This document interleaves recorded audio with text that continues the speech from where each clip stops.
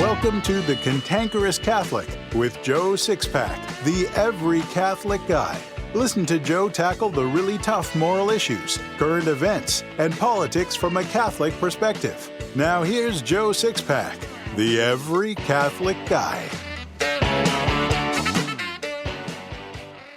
Hello again, Sixpack warriors. Welcome back to the Cantankerous Catholic, episode 137. If you've listened to this show for any length of time, then you know that I love to rant on the subjects I'm very passionate about. Raymond de Souza is the only guest I've ever had on this show who rants more than I do, and I'm loving it. This week we'll hear the rest of Raymond's rant about sacrilegious communions. Discover why thousands of readers worldwide turn to the Wanderer newspaper for weekly perspective and analysis of the news and events that increasingly threaten our values and our way of life. Hello, my name is Joe Matt, publisher of America's oldest national Catholic weekly newspaper, The Wanderer. If you take your Catholic faith seriously and you are concerned about the direction of our country, the ever-encroaching hand of big government, the assault of the culture on the traditional family, and the threat of progressive leaders in our churches who embrace much of the current leftist culture rather than opposing it, you will find a home in the pages of The Wanderer. If you are tired of being force-fed the agenda-driven false narratives of the day by the godless dominant media and the political elite who preside within our government, our schools, and yes, in our Catholic churches, it is time for you to take a look at The Wanderer. Every week, The Wanderer addresses these concerns, exposing the who, what, and the why with sound analysis and solutions to these problems that threaten the values we hold dear. Not only is The Wanderer a great source for the issues that affect our lives, but it is also a great tool to learn more about the treasures of our Catholic faith and how to defend it in this time of great moral decay. I'm so confident you will like The Wanderer. For you six-packers out there, I have a special offer. For $1, that's $1, we are offering new subscribers the opportunity to receive 1 month's worth of issues. That's 4 weekly issues. Take The Wanderer for a test drive. After 1 month, it is $9 a month. You can cancel anytime you want. I hope you will take advantage of this limited offer today. Text the word news to 830-331-5729 and I will send you a link to this offer, or look for the link in Joe's show notes below. The Wanderer, for 154 years, unabashedly pro-life, independent, and conservative in its politics, and steadfast in its defense of Orthodox Catholicism. My friend Raymond de Souza likes to say he's Brazilian by birth, Catholic by the grace of God, and American by choice. Patriotism isn't only a love for our country, but also devotion to the kingdom of heaven, which is the Catholic Church. Raymond is a true patriot because he loves both America and the Church. This week we'll wrap up the interview with Raymond de Souza. I hope you enjoy listening to this very passionate Catholic. Let's listen. Have they forgotten that abortion is murder? It is murder. What you are killing is a baby, a human being. It has become so, today the word abortion becomes so user-friendly that as if it was nothing of importance. But here we have the blood of thy brother calls out from the ground to heaven for vengeance. Since Abel, the killing of an innocent human being. That's the funny thing. Most people who are in favor of abortion are against death penalty for incorrigible criminals. The hypocrisy is amazing. So the innocent must die and the guilty must not. That's why Jesus called them hypocrites. Do as I say, don't do as I do. That's the basic idea. Huh? So I'm now involved in this project, and I'm encouraging everyone to offer reparation for the sins committed by those bishops and priests, who, by the way, in so many cases now are involved in homosexuality, which is another problem that... I know what you mean, yes. And that's a topic that we, not today, but we certainly want to talk about in the future. Raymond, over 90% of Catholic couples use artificial contraception by their own admission. 82% reject one or more doctrines of the Catholic faith, and the majority believe abortion, euthanasia, and doctor-assisted suicide are morally permissible. Are these Catholics committing sacrilege when they receive communion, and just how serious is that for them? The reason I ask this is because despite how big and good my Catholic audience is, I happen to know for a fact that many of them fit into these statistics. So will you please tell us, are these Catholics committing sacrilege when they receive communion, and just how serious is that for them? Okay. First point to consider is this.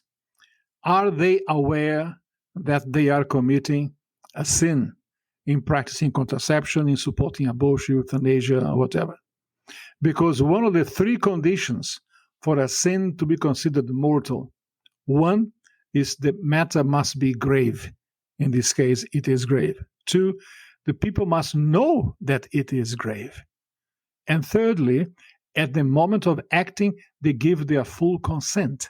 Now, I easily agree that most Catholics today do not know that contraception is evil because the evil priests and bishops do not teach them.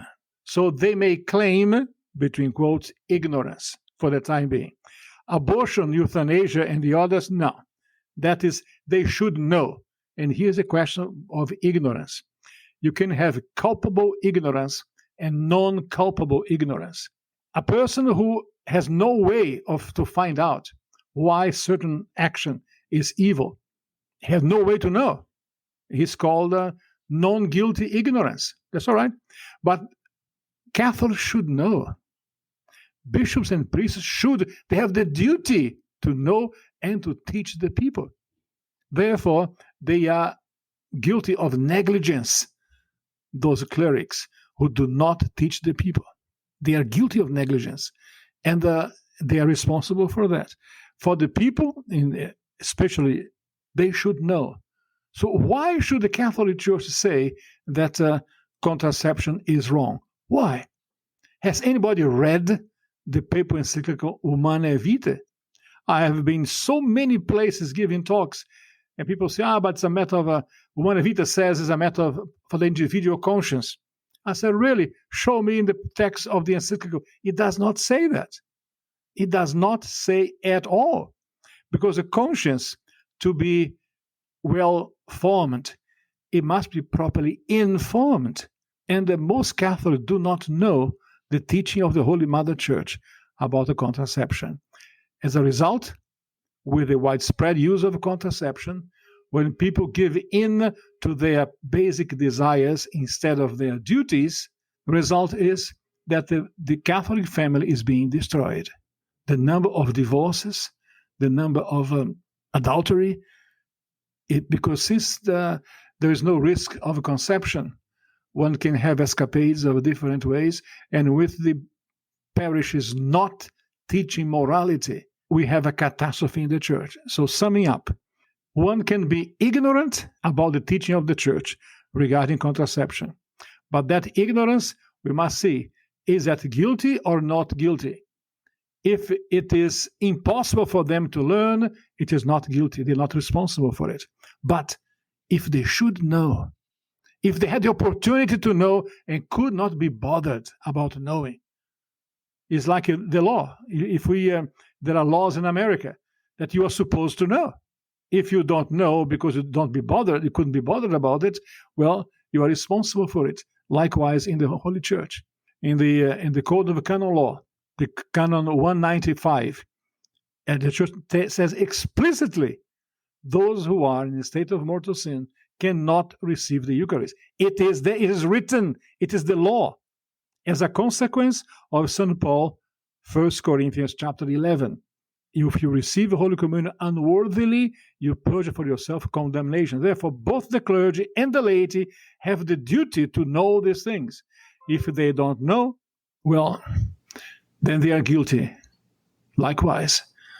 So that's why it's so important to form one's conscience, to understand the truths of the faith about all these evils. Thank you, Raymond. I'm glad you brought up the part about the three conditions necessary for sin to be mortal. And to you six-pack warriors, I was not implying that there's a majority of you in this, but I do know that there are some listeners who use artificial contraception or reject the doctrine of the faith. And Raymond, so you know, they can't feign ignorance on this show if they listen to it, Yes. because I have covered these things over and over and over again. You know, some people say to me, hey, man, you cover some of this stuff ad nauseum and it's beginning to get tedious. Well, you know, the reason that a traditional catechism is written with question and answer is because it's to be done by rote. If you do it over, repetition is the very best teacher. And I never hesitate to repeat myself whenever it comes to things that affect the immortal soul, you know. Yes. Raymond, we really appreciate the things you've said here today. I know the Six-Pack Warriors have enjoyed it. Would you consider coming back on the show at some future point? Most definitely, yes. It would be a pleasure for me.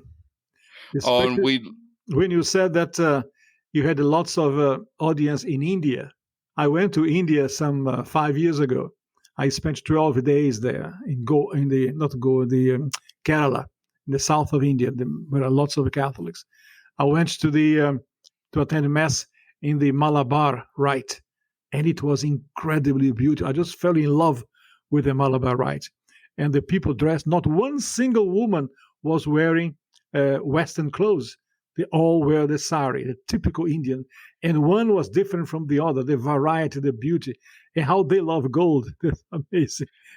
You mean to tell me there wasn't lots of thigh showing and breasts falling out of tops? Definitely not. Definitely. And what I found interesting was I gave several talks there in seminaries, in parishes.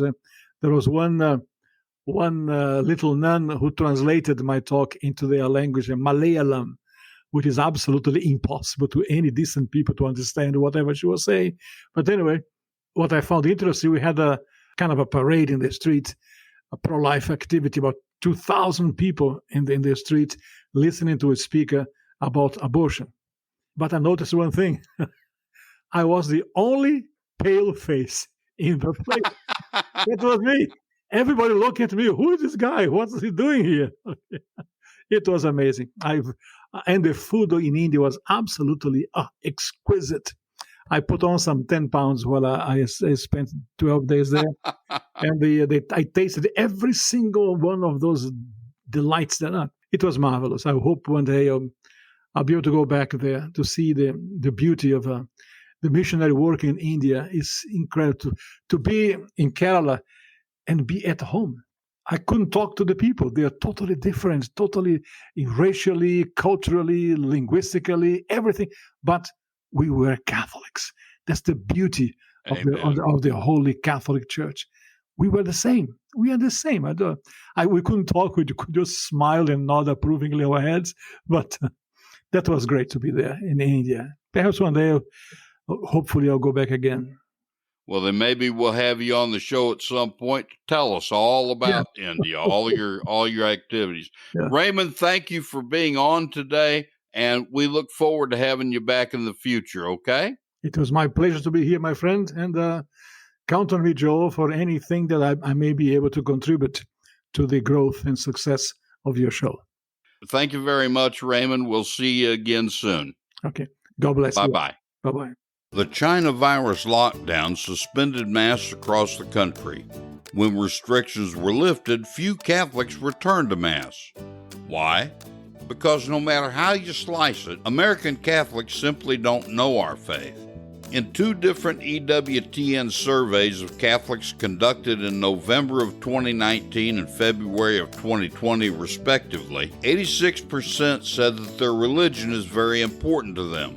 Yet 82% reject at least one Catholic doctrine, 41% never go to confession, 61% don't attend Mass regularly, 70% don't believe in the real presence, 84% believe abortion should be illegal, and 55% agree with euthanasia. Clearly, American Catholics are completely or almost completely ignorant of the Catholic faith. If they weren't, these figures wouldn't be so dismal. Despite their lack of knowledge, it's nearly impossible to interest them in catechesis they need so desperately. Well, I've got a remedy for that. Introducing the What We Believe, Why We Believe It Bulletin inserts, which are endorsed by Raymond Leo Cardinal Burke. Everyone reads the Sunday Bulletin, and these bulletin inserts provide a thumbnail catechism lesson that is anything but typically boring catechism. They not only tell readers what the church believes, but why the church believes it. In the parishes where these bulletin inserts are already being used, parishioners love them. I know because I get emails every week telling me so. If you're a parish priest, you can get 3 months of What We Believe, Why We Believe It to try it out for free. Some laity get subscriptions for their parishes as well. To learn more, click on the link in my show notes that says Sixpack System Bulletin Insert. It just requires 11 minutes of your time to see the video. Joe Sixpack, the Every Catholic Guy, wants to make sure you're informed about all the Catholic news you need to know. Here's Joe Sixpack's top 5 Catholic news picks for this episode. Catholic news pick number 5. Hats off to National Catholic Register. Cardinal Raymond Burke's Twitter account stated on Saturday night, Cardinal Burke has been admitted to the hospital with COVID-19 and is being assisted by a ventilator. Doctors are encouraged by his progress. His Eminence faithfully prayed the rosary for those suffering from the virus. On this vigil of the Assumption, let us now pray the rosary for him. We love you, Your Eminence. You can read the whole story by clicking the link in my show notes. Catholic news pick number 4. Hats off to the Blaze. American Chinook helicopters were seen flying American personnel from the U.S. Embassy to Kabul's airport. The stunning visual drew comparisons to the infamous withdrawal of Americans from the U.S. Embassy in Saigon in 1975. You're an idiot! You can read the whole story by clicking the link in my show notes. Catholic news pick number 3. Hats off to the Catholic vote. The U.S. bishops are divided over whether to grant religious exceptions to Catholics seeking to avoid mandated COVID-19 vaccines. While some bishops, like Cardinal Timothy Dolan of New York, have forbidden priests to grant the religious exemptions that some laws allow, other bishops have encouraged their clergy to grant the requests. In a joint letter published August 6 on the Archdiocese of Denver website, Colorado's 4 bishops upheld the right of Catholic laypeople to refuse a vaccine on the grounds of conscience. I like that! You can read the whole story by clicking the link in my show notes. Catholic news pick number 2. Hats off to the Daily Wire. The Department of Homeland Security suggested that Americans with, quote, grievances over public health safety measures and perceived government restrictions, end quote, pose a potential domestic terrorism threat. The DHS memo follows multiple claims from the Biden administration that, quote, white supremacy, end quote, is the biggest threat to the country. Ah, shut your face!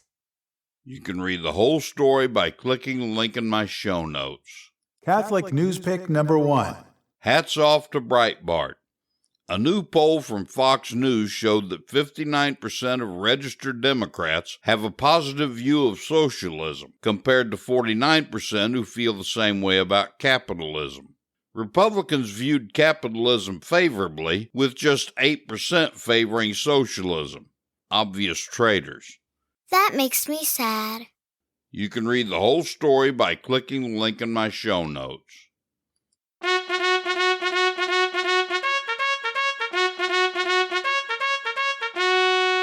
I am hard, but I am fair. It's time for the Catholic Boot Camp with your drill sergeant, Joe Sixpack, the Every Catholic Guy. Learn the Catholic faith and how to defend it like you've never heard it before.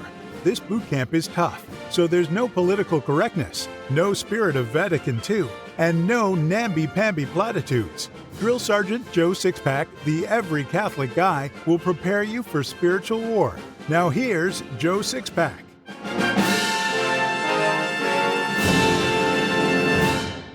Baron Stuart of England was a man whose ability to politically dodge and weave wasn't uncommon among the aristocracy of his day. He lived through one of the most tumultuous times in British history, when the country couldn't make up its mind whether to be Catholic or Protestant. Serving under Queen Elizabeth I, who made the execution of Catholic priests her legacy, Baron Stuart apparently maintained a secret adherence to the Catholic faith while publicly embracing the Protestantism of the Queen and her father, King Henry VIII. In this foolish attempt to play games with the House of Tudor and God, Baron Stuart secretly kept two Catholic priests in hiding, one in his London palace, the other at his castle in the countryside outside the city. The two priests were hidden and protected for one purpose and one purpose alone, to be available for the Baron for the confession of his sins. He reasoned that if he needed to confess his sins, there would always be a priest available, because he was always at one of his two estates. Lulled into a false sense of security, Baron Stuart lived a life that mostly ignored the laws of God. One day, while traveling by carriage from London to his country estate, the Baron fell ill and recognized it as a punishment from God. He told his two carriage drivers to each take one of the horses and go in opposite directions to his two estates. He told them that the first one to return with a priest would receive a huge reward. Both men rode hard, and each returned at the same time with a priest. When the priests and drivers opened the carriage door, they found Baron Stuart cold and dead. So much for his sense of spiritual security. Perhaps the most common sin committed against the first commandment, which is, I, the Lord, am your God, you shall have no other gods before me, and the theological virtue of faith, is presumption. Presumption is defined as the mortal sin that, quote, leads one to expect graces from God without doing anything to obtain them, and even when acting the opposite, as when sinning, the person presumes that forgiveness is assured, end quote. Baron Stuart was guilty of the mortal sin of presumption when he lived believing he could count on God to make available to him the means of forgiveness and salvation when he was near death, despite that he lived a sinful life. Many of us do this today, but if you ask most Catholics whether they commit the mortal sin of presumption, they'll deny that they do. Indeed, most will seem appalled at the mere thought of it. Yet many Catholics do in fact commit presumption every day of their lives. As we've seen in many past boot camps, Jesus Christ founded the Catholic Church, and he made it his arbiter, protector, and depository of the faith and for how he wants us to live it. Non-Catholic religions, and their harmful theologies that have crept into Catholic thinking, are mere Johnny-come-latelys that have no place in individual Catholic thought and practice. Christ's Church teaches a lot of things that bind Catholics in conscience, but many Catholics refuse to believe those truths because they think they're otherwise good Catholics and God won't hold them accountable for their laxity in the few sins they commit chronically. This is a very dangerous way of thinking, eternally dangerous.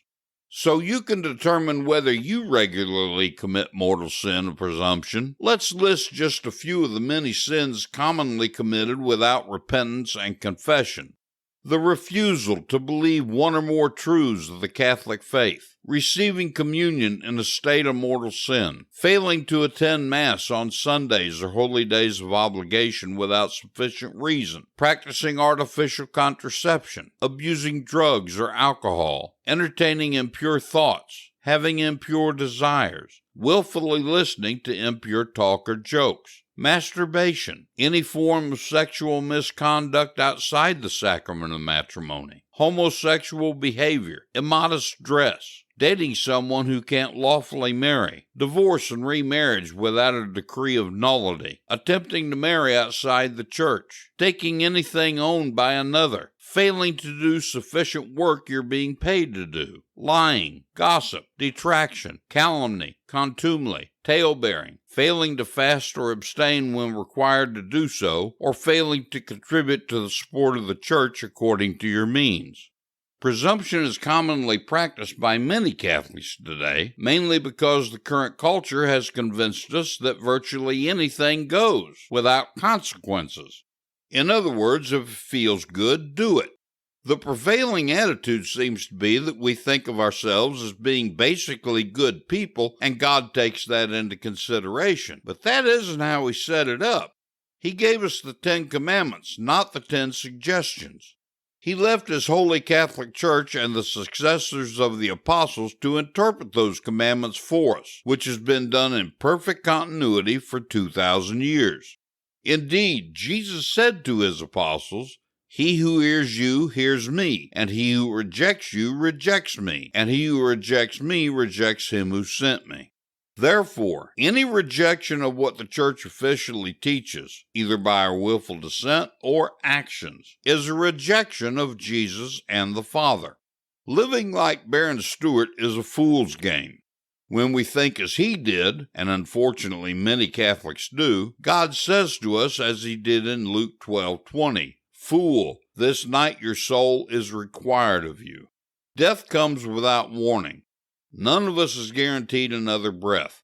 Indeed, I could die before I finish this, and thanks be to God, I have the good sense to fear that.